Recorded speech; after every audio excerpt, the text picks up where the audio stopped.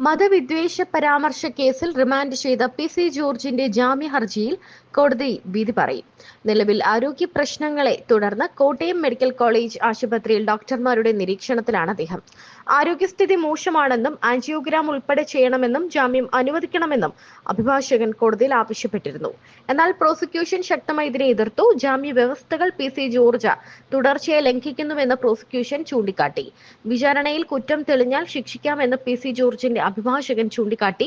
പൊതുപ്രവർത്തകനായാൽ കേസുകൾ ഉണ്ടാകും, ഇതും അതുപോലെയെന്ന് അഭിഭാഷകൻ വാദിച്ചു.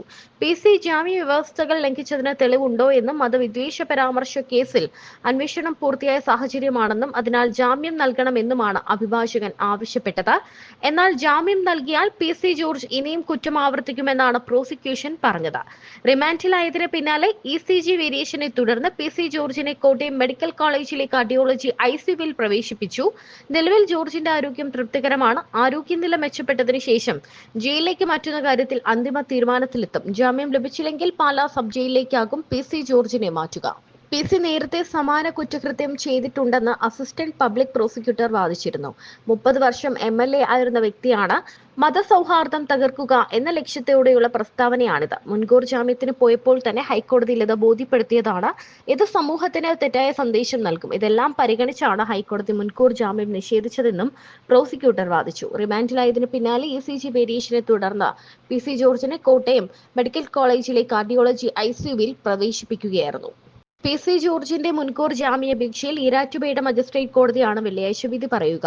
പി.സി. ജോർജ് ജാമ്യ വ്യവസ്ഥ സ്ഥിരമായി ലംഘിക്കുന്ന ആളാണെന്നും ജാമ്യത്തിലിറങ്ങിയാൽ കുറ്റം ആവർത്തിക്കുമെന്നും പരാതിക്കാരൻ കോടതിയിൽ പറഞ്ഞു. പി.സി. ജോർജിന്റെ സംഘടന പരാതിക്കാരെ ഭീഷണിപ്പെടുത്തിയെന്നും പരാതിക്കാരന്റെ അഭിഭാഷകൻ കോടതിയെ അറിയിച്ചിട്ടുണ്ട്. കേസ് അന്വേഷണം പൂർത്തിയായെന്നാണ് പോലീസ് റിപ്പോർട്ട്. തെളിവെടുപ്പ് ഉൾപ്പെടെ പൂർത്തിയായെന്ന് പ്രോസിക്യൂഷൻ കോടതിയെ അറിയിച്ചു. പി.സി. ജോർജിന്റെ മുൻ കേസുകളും പ്രോസിക്യൂഷൻ കോടതിയിൽ വിവരിച്ചു. പി.സി. ജോർജ് ജാമ്യ വ്യവസ്ഥ സ്ഥിരമായി ലംഘിക്കുന്ന ആളാണ്. ഭരണഘടനയുടെ ആമുഖത്തെ തന്നെ നിഷേധിക്കുന്ന പരാമർശമാണ് പ്രതി നടത്തിയത്. നാട്ടിൽ സാമൂഹിക സ്പർദ്ധ ഉണ്ടാക്കുന്ന തരത്തിലുള്ളതാണ് പരാമർശം. 30 വർഷം എം.എൽ.എ. ആയിരുന്ന ആളിൽ നിന്നാണ് ഇങ്ങനെ ഉണ്ടായിരിക്കുന്നതെന്നും പ്രോസിക്യൂഷൻ കോടതിയെ അറിയിച്ചു. പൊതുപ്രവർത്തകനായാൽ കേസ് ഉണ്ടാകുമെന്ന് പി.സി. ജോർജിന്റെ അഭിഭാഷകൻ പറഞ്ഞു. ഇന്ത്യയിലെ പല പൊതുപ്രവർത്തകർക്കും കേസുകളുണ്ട്. അത്തരം കേസുകളെ പി.സി. ജോർജിനുമുള്ളൂ. പി.സി. ജോർജ് കോടതിയിൽ വിധി തെറ്റിച്ചു എന്നതിന് തെളിവില്ല. കേസിൽ അന്വേഷണം പൂർത്തിയായെന്ന് പോലീസ് തന്നെ പറഞ്ഞു. അതിനാൽ ജാമ്യം നൽകണമെന്ന് ജോർജിന്റെ അഭിഭാഷകൻ പറഞ്ഞു.